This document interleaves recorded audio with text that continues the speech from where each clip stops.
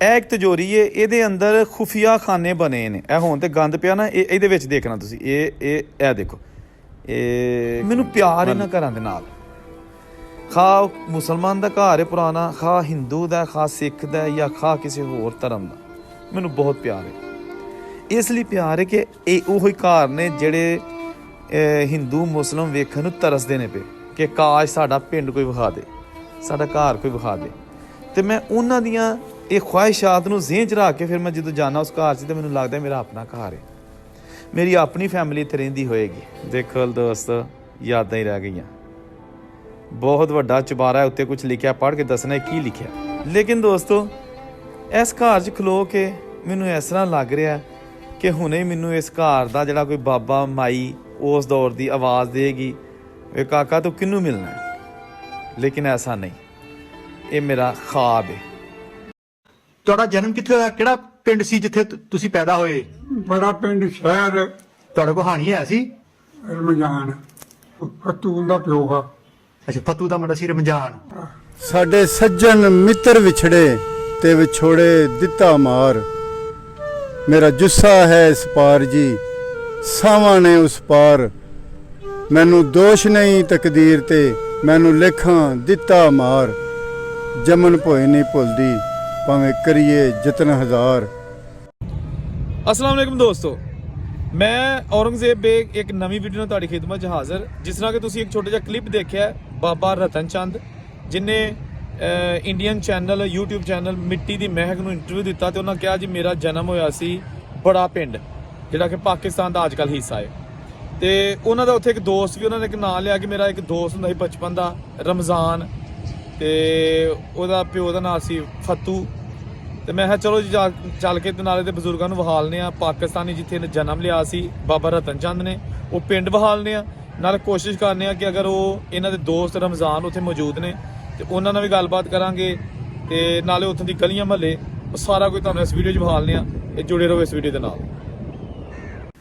ਦੋਸਤੋ, ਮੈਂ ਉਸ ਪਿੰਡ ਆ ਗਿਆ ਜਿੱਥੇ ਬਾਬਾ ਰਤਨ ਚੰਦ ਤੇ ਉਹਦੇ ਨਾਲ ਦੇ ਕਈ ਦਰਜਨੋਂ ਹੋਰ ਬੱਚੇ ਖੇਡ ਕੇ ਜਵਾਨ ਹੋਏ ਤੇ ਪਾਰਟੀਸ਼ਨ ਹੋ ਗਈ, ਤੇ ਇਹ ਗਲੀਆਂ ਮਹੱਲੇ ਹਮੇਸ਼ਾ ਵਾਸਤੇ ਛੱਡ ਕੇ ਟੁਰ ਗਏ। ਇਹ ਇੱਕ ਘਰ ਹੈ, ਉਹ 47 ਦੀ ਨਿਸ਼ਾਨੀ। ਇਹ ਅੰਦਰੋਂ ਬਹੁਤ ਖੂਬਸੂਰਤ ਔਰ ਆਪਣੇ ਦੌਰ ਦਾ ਮੁਹਾਲਨਮਾ ਘਰ ਬਣਿਆ, ਜਿਹਦੇ ਮੈਂ ਇਹਦੇ ਅੰਦਰ ਗਿਆ ਤੇ ਮੈਨੂੰ ਸਾਹਮਣੇ ਇੱਕ ਖੁਰਲੀ ਨਜ਼ਰ ਆਈ ਤੇ ਪੌੜੀਆਂ ਨਜ਼ਰ ਆਈਆਂ। ਇੱਕ ਛੋਟਾ ਜਿਹਾ ਗਾਏ ਦਾ ਬਛੜਾ ਬੱਝਾ ਸੀ, ਔਰ ਜੇ ਮੈਂ ਸਾਹਮਣੇ ਦੇਖਿਆ ਤੇ ਬਰਾਮਦਾ, ਔਰ ਬਰਾਮਦੇ ਦੇ ਅੰਦਰ ਜਾ ਕੇ ਜਿਹੜਾ ਨਾ ਉਹ ਤੁਹਾਨੂੰ ਮੈਂ ਮਾਹੌਲ ਵਹਾਲਣਾ। ਔਰ ਮੈਨੂੰ ਦੱਸਿਆ ਗਿਆ ਕਿ ਇਹਦੇ ਅੰਦਰ 'ਚ ਬੜੀਆਂ ਖੁਫੀਆ ਤਿਜੋਰੀਆਂ ਬਣੀਆਂ ਨੇ।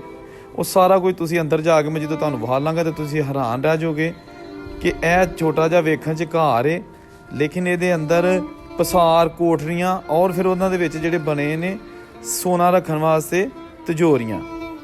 ਲੇਕਿਨ ਦੋਸਤੋ, ਇਸ ਘਰ 'ਚ ਖਲੋ ਕੇ ਮੈਨੂੰ ਇਸ ਤਰ੍ਹਾਂ ਲੱਗ ਰਿਹਾ ਕਿ ਹੁਣੇ ਮੈਨੂੰ ਇਸ ਘਰ ਦਾ ਜਿਹੜਾ ਕੋਈ ਬਾਬਾ ਮਾਈ ਉਸ ਦੌਰ ਦੀ ਆਵਾਜ਼ ਦੇਗੀ, ਇਹ ਕਾਕਾ ਤੂੰ ਕਿਹਨੂੰ ਮਿਲਣਾ ਹੈ। ਲੇਕਿਨ ਐਸਾ ਨਹੀਂ, ਇਹ ਮੇਰਾ ख्वाब है।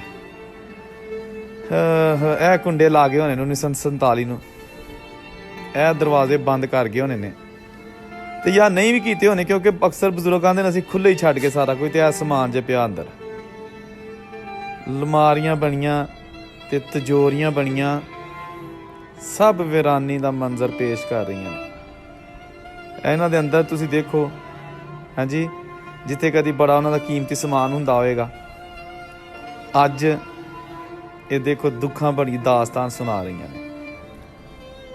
ਇਹ ਅਲਮਾਰੀਆਂ ਜਿਹੜੀਆਂ ਕਿ ਹੁਣ ਇੱਕ ਅਰਸੇ ਤੋਂ ਨਹੀਂ ਖੁੱਲ੍ਹ ਸਕੀਆਂ ਔਰ ਜ਼ੰਗ ਆਲੂਦਾ ਹੋ ਕੇ ਖੁੱਲ੍ਹ ਵੀ ਨਹੀਂ ਰਹੀਆਂ। ਦੋਸਤੋ, ਮੇਰੀ ਦਰਖਾਸਤ ਹੈ ਕਿ ਚੈਨਲ ਜਿਹਨੇ ਹਾਲੇ ਤੱਕ ਸਬਸਕ੍ਰਾਈਬ ਨਹੀਂ ਕੀਤਾ ਉਹ ਚੈਨਲ ਸਬਸਕ੍ਰਾਈਬ ਕਰੋ ਤੇ ਨਾਲ ਵੀਡੀਓ ਨੂੰ ਇੰਜੋਏ ਕਰੋ। ਇਹ ਦੇਖੋ, ਇਹ ਜੁੜੇ ਨੇ ਸਭ ਕੁਛ। ਇਹ ਪਤਾ ਨਹੀਂ 47 ਦੀਆਂ ਬੰਦ ਪਈਆਂ ਨੇ ਚੀਜ਼ਾਂ, ਜਿਹੜੀਆਂ ਕੁੰਡੀਆਂ ਲੌਕ ਵੀ ਨਹੀਂ, ਤਾਲੇ ਵੀ ਨਹੀਂ ਲੱਗੇ, ਲੇਕਿਨ ਖੁੱਲ੍ਹ ਵੀ ਨਹੀਂ ਰਹੀਆਂ। ਬਹੁਤ ਜ਼ਿਆਦਾ ਅਲਮਾਰੀਆਂ ਬਣੀਆਂ, ਇਹ ਵੀ ਨਹੀਂ ਖੁੱਲੀ ਮੇਰੇ ਕੋਲ ਕਿਉਂਕਿ ਬਹੁਤ ਹੀ ਟਾਈਟ ਹੋ ਚੁੱਕੀ ਹੈ। ਕਿੰਨੇ ਚਾਵਾਂ ਨੇ ਦੋਸਤੋ ਇਹ ਘਰ ਬਣਾਏ ਹੋਣਗੇ ਉਸ ਦੌਰ 'ਚ ਜਦੋਂ ਲੋਕਾਂ ਕੋਲ ਪੈਸਾ ਹੀ ਨਹੀਂ ਸੀ ਹੁੰਦਾ। ਇਹ ਖੁੱਲਿਆ ਜਨਾਬ ਇੱਕ ਪੱਤ, ਡੋਰ ਇੱਕ ਖੁੱਲ੍ਹਾ, ਤੇ ਇਹ ਅੰਦਰ ਜਨਾਬ ਦੇਖੋ, ਇਹ ਕੋਈ ਪੁਰਾਣਾ ਸਮਾਨ ਤੇ ਨਹੀਂ, ਲੇਕਿਨ ਸਮਾਨ ਪਿਆ। ਕਿੰਨੀਆਂ ਜ਼ਿਆਦਾ ਅਲਮਾਰੀਆਂ ਇਸ ਕਮਰੇ ਦੇ ਵਿੱਚ ਬਣੀਆਂ ਨੇ। ਇਹ ਵੀ ਪਸਾਰ, ਇਹਦੀ ਇੱਕ ਕੋਠਰੀ ਵੀ ਹੈਗੀ ਸੀ। ਇਹ ਦੇਖੋ ਨਾ, ਡੋਰਬੈਲ ਤੇ ਕੁੰਡੇ, ਇਹ ਹੋ ਗਈ ਕੋਠਰੀ ਪਿੱਛੇ। ਤੇ ਅੰਦਰ ਪਈ ਇਹ ਤੂੜੀ, ਜਾਨਵਰਾਂ ਦਾ ਚਾਰਾ ਪੜਿਆ ਅੰਦਰ। ਯਾਦਾਂ ਹੀ ਰਹਿ ਗਈਆਂ ਦੋਸਤੋ। ਇਹ ਦੇਖੋ ਤੁਸੀਂ, ਕਿਆ ਜ਼ਬਰਦਸਤ ਆਪਣੇ ਦੌਰ ਦਾ ਖੁੱਲਾ ਪਸਾਰ। ਦੋਸਤੋ ਇਹ ਇੱਕ ਤਿਜੋਰੀ ਹੈ, ਇਹਦੇ ਅੰਦਰ ਖੁਫੀਆ ਖਾਨੇ ਬਣੇ ਨੇ। ਇਹ ਹੁਣ ਤੇ ਗੰਦ ਪਿਆ ਨਾ, ਇਹਦੇ ਵਿੱਚ ਦੇਖਣਾ ਤੁਸੀਂ। ਇਹ ਦੇਖੋ, ਇਹ ਇੱਕ ਮਿੰਟ ਮੈਂ ਲਾਈਟ ਕਰਕੇ ਦਿਖਾਣਾ। ਇਹ ਦੇਖੋ, ਕੁੱਜਾ ਨੱਪ ਕੇ ਤੇ ਇਹ ਤਿਜੋਰੀ ਬਣਾਈ ਗਈ ਹੈ। ਤੇ ਕਿਸੇ ਨੂੰ ਕੀ ਪਤਾ ਹੁੰਦਾ ਕਿ ਉਹਨਾਂ ਦਾ ਗਹਿਣੇ ਇੱਥੇ ਪਏ ਨੇ। ਉੱਤੇ ਢੱਕਣ ਬੰਦ ਕੀਤਾ, ਚੁਟਕੀ ਔਨ ਕੀਤੀ, ਤੇ ਇਹਦੇ ਵਿੱਚ ਜਿਹੜੇ ਨਾ ਸਮਾਨ ਰੱਖਿਆ, ਤੇ ਇਹਦੇ ਵਿੱਚ ਇੱਕ ਮਟਕਾ ਰੱਖਿਆ, ਘੜਾ ਰੱਖਿਆ, ਤੇ ਉਹਦੇ ਵਿੱਚ ਜਨਾਬ ਇਹ ਗਹਿਣੇ, ਜ਼ੇਵਰ ਤੇ ਜਿਹੜਾ ਕੋਈ ਪੈਸਾ ਹੁੰਦਾ ਹੈਗਾ ਫੈਮਿਲੀ ਰੱਖਦੀ ਹੋਏਗੀ। ਹੋ ਸਕਦਾ 47 ਨੂੰ ਇੱਥੇ ਛੱਡ ਵੀ ਗਏ ਹੋਣ, ਹੋ ਸਕਦਾ ਲੈ ਗਏ ਹੋਣ। ਇਹ ਕਿਹੜੀ ਫੈਮਿਲੀ ਹੋ ਸਕਦੀ ਹੈ? ਕਾਸ਼ ਕਿ ਕੋਈ ਇਹਨਾਂ ਦਾ ਪਰਿਵਾਰ ਦਾ ਜੀ ਪਹਿਚਾਣ ਲਿਆ ਆਪਣਾ ਘਰ, ਕੋਈ ਬਜ਼ੁਰਗ ਅਗਰ ਜ਼ਿੰਦਾ ਹੈ। ਇਹ ਦੇਖੋ ਤੁਸੀਂ, ਓਰੀਜਨਲ ਛੱਤਾਂ, ਓਰੀਜਨਲ ਕੰਧਾਂ ਤੇ ਹਰ ਚੀਜ਼ ਓਰੀਜਨਲ। ਸਿਰਫ ਇੱਕ ਹਵੇਲੀ ਯਾਨੀ ਕਿ ਹੁਣ ਜਾਨਵਰਾਂ ਦਾ ਖਾੜਾ ਬਣ ਚੁੱਕੀ ਹੈ। ਤੇ ਮੈਂ ਇੱਥੇ ਖਲੋ ਕੇ ਇਹੀ ਸੋਚ ਰਿਹਾ ਵਾਂ ਕਿ ਅੱਜ ਵੀ ਅਗਰ ਇਹ ਫੈਮਿਲੀ ਇੱਥੇ ਹੁੰਦੀ ਤੇ ਕੀ ਅਜੀਬ ਜਿਹਾ ਮਾਹੌਲ ਹੋਣਾ ਸੀ। ਕਿਤੇ ਹਿੰਦੂ, ਮੁਸਲਿਮ, ਸਿੱਖ ਸਾਰੇ ਇਕੱਠੇ ਰਹਿੰਦੇ ਹੋਣੇ। ਹਾਂਜੀ, ਲੇਕਿਨ ਵਕਤ ਗੁਜ਼ਰ ਚੁੱਕਿਆ। ਅੱਗੇ ਚੱਲਦੇ ਹਾਂ, ਔਰ ਮੈਂ ਤੁਹਾਨੂੰ ਦਿਖਾ ਰਿਹਾ ਇੱਥੇ ਇੱਕ ਲੈਫਟ ਸਾਈਡ 'ਤੇ ਘਰ ਆਉਣਾ ਹੈ। ਆਪਣੇ ਦੌਰ ਦਾ ਬਹੁਤ ਹੀ ਕਿਸੇ ਰਈਸ ਹਿੰਦੂ ਦਾ ਘਰ। ਉਹਦੇ ਬਾਰੇ ਦੱਸਿਆ ਕਿ ਉਹਦੇ ਤੇਲ ਦੇ ਕਾਰਖਾਨੇ ਸਨ, ਸੌਰੀ ਤੇਲ ਦੇ ਡੀਪੂ ਸਨ। ਇਹ ਜਿਹੜੀ ਫੈਮਿਲੀ ਹੈ ਇਹਨਾਂ ਦੇ, ਇਹ ਆ ਗਿਆ ਘਰ। ਓਏ ਹੋਏ ਹੋਏ, ਵਾਹ ਜੀ ਵਾਹ। ਦੇਖੋ ਦੋਸਤੋ, ਯਾਦਾਂ ਹੀ ਰਹਿ ਗਈਆਂ। ਬਹੁਤ ਵੱਡਾ ਚੁਬਾਰਾ ਹੈ, ਉੱਤੇ ਕੁਝ ਲਿਖਿਆ, ਪੜ੍ਹ ਕੇ ਦੱਸਣਾ ਕੀ ਲਿਖਿਆ। ਕੋਸ਼ਿਸ਼ ਕਰੋ ਪੜ੍ਹਨ ਦੀ, ਵੀਡੀਓ ਨੂੰ ਇੱਥੇ ਪਾਜ਼ ਕਰਕੇ। ਤੇ ਦੋਸਤੋ ਐਡਾ ਆਲੀਸ਼ਾਨ ਦਰਵਾਜ਼ਾ ਜਿਹਦੀ ਨਕਸ਼ਨਕਾਰੀ ਅੱਜ ਵੀ ਮੌਜੂਦ ਹੈ। 75 ਸਾਲ ਪਾਕਿਸਤਾਨ ਤੇ ਹਿੰਦੁਸਤਾਨ ਅਲੱਗ-ਅਲੱਗ ਹੋ ਚੁੱਕੇ ਨੇ, ਉਸ ਦੇ ਬਾਵਜੂਦ ਅੱਜ ਤੁਸੀਂ ਦੇਖੋ ਇਹ ਇੱਟਾਂ ਪਤਾ ਨਹੀਂ ਕਿਹੜੀ ਚੀਜ਼ ਦੀਆਂ ਗਵਾਹ ਨੇ। ਮੈਂ ਹਮੇਸ਼ਾ ਕਹਿਣਾ ਹੁੰਦਾ ਕਿ ਅਗਰ ਇਹਨਾਂ ਇੱਟਾਂ, ਇਹਨਾਂ ਦਰਵਾਜ਼ਿਆਂ ਨੂੰ ਜ਼ੁਬਾਨ ਲੱਗੀ ਹੋਏ ਨਾ, ਤੇ ਐਸੀ ਦਾਸਤਾਨ ਸਾਨੂੰ ਦੱਸਣ ਕਿ ਇਹਨਾਂ ਨੇ ਆਪਣੀਆਂ ਅੱਖਾਂ ਨਾਲ ਕੀ ਵੇਖਿਆ, ਕਿਹੜੇ ਪਰਿਵਾਰ ਵੇਖੇ ਤੇ ਕਿਹੜੇ ਅਦਵਾਰ ਵੇਖੇ। ਇਹ ਇਹਦੀ ਬੈਕ ਸਾਈਡ 'ਤੇ, ਦਰਵਾਜ਼ੇ ਦੀ ਬੈਕ ਸਾਈਡ 'ਤੇ ਜਾਂਦੇ ਆ ਤੇ ਖੋਲਿਆਂ ਦਾ ਮੰਜ਼ਰ ਆ ਗਿਆ ਸ਼ੁਰੂ। ਇੱਕ ਵੀ ਇੱਥੇ ਕਮਰਾ ਖਾਲੀ ਜਿਹੜਾ ਨਾ ਛੱਤਿਆ ਨਜ਼ਰ ਨਹੀਂ ਆ ਰਿਹਾ। ਇਹ ਗਲੀ ਥਾਣੀ ਮੈਂ ਆਇਆ ਮੈਂ, ਜਿਹੜਾ ਰਾਈਟ ਸਾਈਡ 'ਤੇ ਤੁਹਾਨੂੰ ਨਜ਼ਰ ਆ ਰਹੀ ਹੈ। ਤੇ ਇੱਧਰ ਨੂੰ ਜਾ ਕੇ ਤੁਸੀਂ ਜਦੋਂ ਵੇਖੋਗੇ, ਮੈਂ ਉੱਤੇ ਜਾ ਕੇ ਤੁਹਾਨੂੰ ਦਿਖਾ ਲਣਾ ਅੰਦਰ ਕਿਹੋ ਜਿਹਾ ਹੈਗਾ। ਇਹ ਜਿਹੜਾ ਮਹੱਲਨੁਮਾ ਘਰ ਸੀ, ਤੁਸੀਂ ਹੈਰਾਨ ਰਹਿ ਜਾਓਗੇ। ਜੁੜੇ ਰਹੋ ਮੇਰੇ ਨਾਲ, ਵੀਡੀਓ ਨੂੰ ਛੱਡਿਓ ਨਾ, ਇਸ ਲਈ ਕਿ ਵੀਡੀਓ ਮੇਰੀ ਇਹ ਛੱਡਣ ਵਾਲੀ ਨਹੀਂ ਜੇ ਹੈਗੀ। ਤੁਸੀਂ ਦੇਖ ਕੇ ਹੈਰਾਨ ਰਹਿ ਜਾਓਗੇ ਕਿ 47 ਦੀਆਂ ਯਾਦਾਂ ਕਿਸ ਤਰ੍ਹਾਂ ਅੱਜ ਵੀ ਸਮਾਈਆਂ ਨੇ। ਇਹ ਨਾਲ ਇੱਕ ਚੁਬਾਰਾ ਮੈਨੂੰ ਦੱਸਿਆ ਗਿਆ ਕਿ ਉਹ ਵੀ ਜਿਹੜਾ ਨਾ ਬਹੁਤ ਹੀ ਆਪਣੇ ਦੌਰ ਦਾ ਆਲੀਸ਼ਾਨ ਪੀਸ ਹੈਗਾ, ਜਿਹੜਾ ਅੱਜ ਵੀ ਮੌਜੂਦ ਹੈ ਅਸਲੀ ਹਾਲਤ 'ਚ। ਇਹ ਦੇਖੋ ਤੁਸੀਂ, ਜ਼ੂਮ ਕਰਕੇ ਜ਼ਰਾ ਮੈਂ ਦਿਖਾਇਆ। ਤੇ ਇਹ ਜਨਾਬ ਪਿੰਡ ਬੜਾ ਪਿੰਡ, ਤਹਿਸੀਲ ਜ਼ਫਰਵਾਲ, ਜ਼ਿਲ੍ਹਾ ਨਾਰੋਵਾਲ। 1947 ਤੋਂ ਪਹਿਲੇ ਇਹਦੀ ਤਹਿਸੀਲ ਸ਼ਕਰਗੜ੍ਹ ਤੇ ਜ਼ਿਲ੍ਹਾ ਗੁਰਦਾਸਪੁਰ ਸੀ। ਇਹ ਜਨਾਬ ਇਮਾਰਤਾਂ ਜਿਹੜੀਆਂ ਕਿ ਖੰਡਰ ਦਾ ਮੰਜ਼ਰ ਪੇਸ਼ ਕਰ ਰਹੀਆਂ ਨੇ। ਮੈਨੂੰ ਇਹਨਾਂ ਇਮਾਰਤਾਂ ਕੋਲੋਂ ਜ਼ਰਾ ਵੀ ਖੌਫ ਨਹੀਂ ਆਉਂਦਾ, ਨਾ ਮੈਨੂੰ ਕਦੀ ਡਰ ਲੱਗਾ ਕਿ ਇੱਥੋਂ ਕੋਈ ਚੀਜ਼ ਲੜ ਜਾਏਗੀ, ਕਿਉਂਕਿ ਮੈਨੂੰ ਉਹ ਬਜ਼ੁਰਗਾਂ ਦੀਆਂ ਯਾਦਾਂ ਜਿਹੜੀਆਂ ਨਾ ਉਹ ਜ਼ਿਹਨ 'ਚ ਹੁੰਦੀਆਂ ਨੇ। ਮੈਨੂੰ ਅੱਜ ਵੀ ਲੱਗਦਾ ਕਿ ਇਹ ਖੰਡਰ ਨਹੀਂ ਹੈਗਾ, ਇੱਥੇ ਫੈਮਿਲੀ ਰਹਿ ਰਹੀ ਹੈ। ਉਹ ਫੈਮਿਲੀ ਜਿਨਨੇ ਪੈਸੇ ਲਾ ਕੇ ਇਹਨੂੰ ਤਮੀਰ ਕੀਤਾ ਸੀ 47 ਤੋਂ ਪਹਿਲੇ। ਉਹ ਫੈਮਿਲੀ ਜਿਹੜੀਆਂ ਦੀਆਂ ਕੁੜੀਆਂ ਨੇ ਆਖਿਆ ਨਾ ਕਿ ਜੀ ਸਾਡਾ ਮਕਾਨ ਤਿਆਰ ਹੋ ਗਿਆ, ਅਸੀਂ ਉਹਦੇ 'ਚ ਸ਼ਿਫਟ ਹੋਣਾ।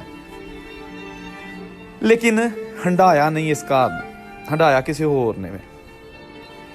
ਹੰਡਾਇਆ ਉਹਨੇ ਵੀ ਜਿਹੜਾ ਆਪਣਾ ਘਰ-ਬਾਰ ਇੰਡੀਆ 'ਚ ਛੱਡ ਕੇ ਆ ਗਿਆ, ਯਾਨੀ ਕਿ ਇੰਡੀਆ 'ਚੋਂ ਜਾਂ ਜੰਮੂ ਤੋਂ ਆਉਣ ਵਾਲੇ ਮਹਾਜਰੀਨ ਨੂੰ ਇਹ ਘਰ ਅਲਾਟ ਹੋਏ ਸਨ।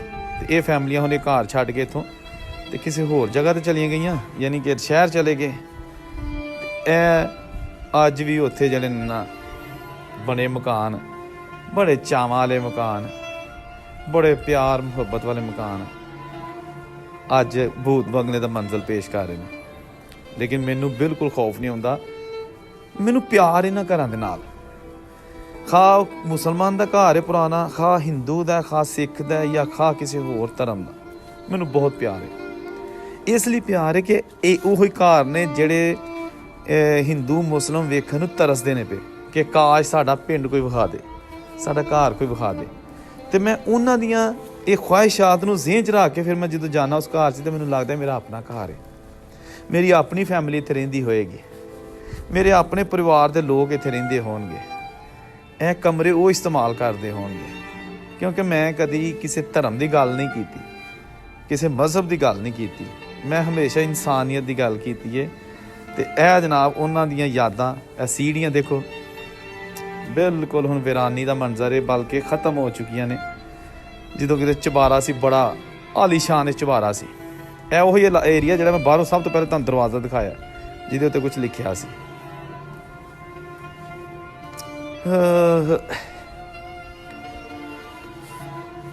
ਇਹ ਜਨਾਬ ਉਹੀ ਮਕਾਨ। ਹੁਣ ਵਾਪਸੀ ਮੈਂ ਇੱਧਰ ਨੂੰ ਜਾ ਰਿਹਾ ਗਲੀ 'ਚ, ਤੇ ਅੱਗੇ ਜਾ ਕੇ ਇੱਕ ਬਜ਼ੁਰਗਾਂ ਨਾਲ ਗੱਲਬਾਤ ਕਰਨੇ ਆ ਤੇ ਜੋ ਉਹਨਾਂ ਨੂੰ ਮਾਲੂਮ ਹੈਗਾ ਇਸ ਪਿੰਡ ਦੇ ਬਾਰੇ ਦੇ ਵਿੱਚ ਔਰ ਰਮਜ਼ਾਨ ਦੇ ਬਾਰੇ 'ਚ, ਜਿਹੜਾ ਕਿ ਬਾਬਾ ਰਤਨ ਚੰਦ ਦਾ ਦੋਸਤ ਸੀ, ਉਹਦੇ ਬਾਰੇ 'ਚ ਉਹਨਾਂ ਕੋਲੋਂ ਪੁੱਛਨੇ ਆ ਉਹ ਕੀ ਕਹਿੰਦੇ ਨੇ। ਅੱਛਾ, ਜਿਹੜਾ ਬਾਬਾ ਰਮਜ਼ਾਨ ਬਾਬੇ ਫਤੂ ਦਾ ਮੁੰਡਾ ਉਹ ਫੌਤ ਹੋ ਗਿਆ। ਉਹਨੂੰ ਟੀਵੀ ਹੋ ਗਈ, ਇਹਨਾਂ ਦੇ ਟੀਵੀ ਹੋ ਗਏ ਤੇ ਫਿਰ ਕਾਫੀ ਦਿਨ 5-7 ਸਾਲ ਮੰਜੇ ਦੇ ਰਿਹਾ ਯਾਰ, ਸੁੱਕ ਗਏ ਤੇ ਜੜ ਗਏ ਦੇ ਨਾਲ ਹੀ, ਫਿਰ ਉਹ ਬਹੁਤ ਹੋ ਗਿਆ। ਤੇ ਉਹਦਾ ਕੋਈ ਬੱਚਾ ਕੋਈ ਨਹੀਂ ਸੀ? ਬੱਚਾ ਕੋਈ ਨਹੀਂ, ਇੱਕ ਬੱਚੀ ਹੈ ਸੀ ਮੇਰੇ ਖਿਆਲ, ਉਹਦੀ ਬੀਵੀ ਫਿਰ ਜਾ ਕੇ ਹੋਰ ਸ਼ਾਦੀ ਕਰ ਲਈ ਉਹਨੇ। ਉਹਦੇ 2 ਭਾਈ ਹੈ ਸੀ, ਰਹਿਮਤ ਵਾਲੀ ਦੀ ਉਮਰ ਦੀਆਂ। ਅੱਛਾ, 3 ਭਰਾ ਸਨ ਟੋਟਲ। ਉਹਨਾਂ ਦੀ ਔਲਾਦ ਹੈ ਇੱਥੇ, ਉਹ ਮੌਜੂਦ ਨੇ। ਹਾਂਜੀ। ਅੱਛਾ, ਇਹਦਾ ਮਤਲਬ ਕਿ ਬਾਬਾ ਰਮਜ਼ਾਨ ਜਿਹੜਾ ਨਾ ਉਹ ਬਾਬਾ ਦੇਰ ਦਾ ਫੌਤ ਹੋ ਗਿਆ। ਹਾਂਜੀ। ਅੱਛਾ। 40-45 ਸਾਲ ਉਮਰ ਹੈ ਸੀ ਉਹਦੀ ਜਦੋਂ ਫੌਤ ਹੋਇਆ। ਦੋਸਤੋ, ਇਹ ਹੈਗਾ ਇਹ ਮੇਨ ਬਾਜ਼ਾਰ ਬੜਾ ਪਿੰਡ, ਤੇ ਉਹ ਸਾਹਮਣੇ ਜਿਹੜੀ ਤੁਹਾਨੂੰ ਬਿਲਡਿੰਗ ਉੱਚੀ ਚਿੱਟੀ ਨਜ਼ਰ ਆ ਰਹੀ ਖੋਲੇ, ਇਹ ਮੈਂ ਵਿਖਾ ਲਾਂਗਾ ਅਗਲੀ ਵੀਡੀਓ ਦੇ ਵਿੱਚ। ਇਹ ਜਿਹੜੀ ਤੁਹਾਨੂੰ ਸਾਹਮਣੇ ਬਿਲਕੁਲ ਸਕਰੀਨ ਤੇ ਨਜ਼ਰ ਆ ਰਹੀ ਹੈ, ਇਹਨੂੰ ਉੱਤੋਂ ਥੱਲਿਓਂ ਮੈਂ ਅੰਦਰ ਜਾ ਕੇ ਰਿਕਾਰਡਿੰਗ ਅੱਜ ਕਰ ਲਈਏ, ਇਹਨੂੰ ਅਪਲੋਡ ਕਰਾਂਗਾ ਨੈਕਸਟ। ਇਸ ਲਈ ਤੁਸੀਂ ਚੈਨਲ ਨੂੰ ਸਬਸਕ੍ਰਾਈਬ ਕਰ ਲਓ ਤਾਂ ਕਿ ਇਹ ਵੀ ਘਰ ਤੁਸੀਂ ਦੇਖ ਕੇ ਹੈਰਾਨ ਰਹਿ ਜਾਓਗੇ ਜਦੋਂ ਮੈਂ ਆਪਣੀ ਅਗਲੀ ਵੀਡੀਓ ਦੇ ਵਿੱਚ ਇਹਨੂੰ ਅਪਲੋਡ ਕਰਾਂਗਾ। ਤੇ ਸਾਰੇ ਉੱਤੇ ਜਾ ਕੇ ਥੱਲੇ ਜਾ ਕੇ ਹਰ ਚੀਜ਼ ਤੁਹਾਨੂੰ ਦਿਖਾਈ ਜਾਏਗੀ। ਔਰੰਗਜ਼ੇਬ ਨੂੰ ਇਜਾਜ਼ਤ ਦਿਓ। ਅੱਲਾ ਹਾਫਿਜ਼।